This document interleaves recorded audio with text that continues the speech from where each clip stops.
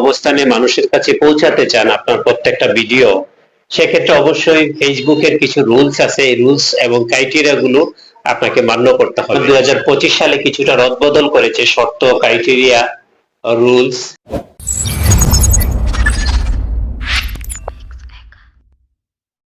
ফেসবুককে ভালো অবস্থানে রাখতে কে না চায়?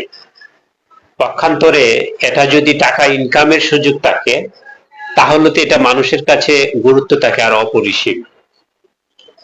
যদিও ফেসবুক বর্তমান 2025 সালে কিছুটা রদবদল করেছে শর্ত, ক্রাইটেরিয়া, রুলস।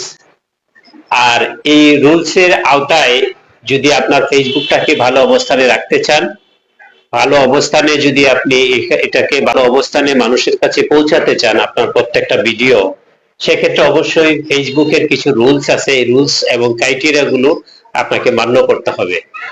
আর ফেসবুকের রুলস এবং ক্রাইটেরিয়া গুলো যদি আপনি অমান্য করেন, সেক্ষেত্রে আপনার অ্যাকাউন্টটাকে শত চেষ্টা করলেও ফেসবুক কর্তৃপক্ষের নজরে নিয়ে আসতে পারবেন না। ফেসবুক কর্তৃপক্ষের নজরে নিয়ে আসতে হলে অবশ্যই ক্রাইটেরিয়া, রুলস এগুলো মেনেই আপনাকে কাজ করতে হবে। প্রিয় অডিয়েন্স, পূর্বে যে শর্ত ছিল, ফলোয়ারের শর্ত ছিল, ওয়াচ টাইমের শর্ত ছিল, এগুলো কিন্তু বর্তমান 25 সালে রদবদল করে নিয়ে এসেছেন। এখন বর্তমানে এই শর্তগুলো ফেসবুকের ক্ষেত্রে গ্রহণযোগ্যতা নাই, এগুলো পরিবর্তন করেছেন। ঠিক তদ্রূপ আপনাকে এই সহজতর উপায়ে এখন ফেসবুক মনিটাইজেশনটা আপনি, কন্টেন্ট মনিটাইজেশনটা আপনি আওতায় নিয়ে আসতে পারেন।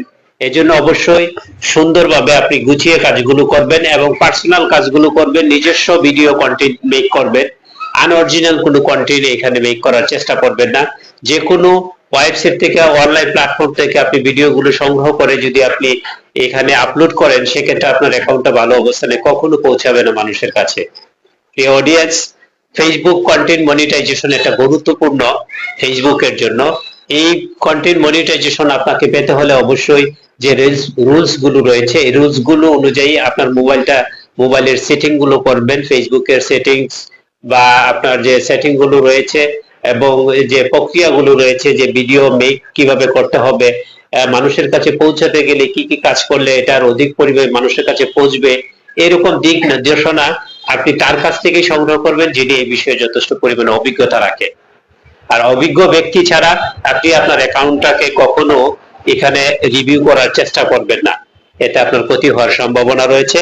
তবে ফেসবুকের সবচেয়ে বিশাল এখন যেটা রদবদল করেছে, এখন কিন্তু ওয়াচ টাইমও লাগবে না, ফলোয়ারও আপনার অধিক পরিমাণে কোনো ফলোয়ার লাগবে না মনিটাইজেশন পাওয়ার জন্য। মনিটাইজেশন পাওয়ার জন্য আপনার যোগ্যতাকে এখানে মূল্যায়ন করা হবে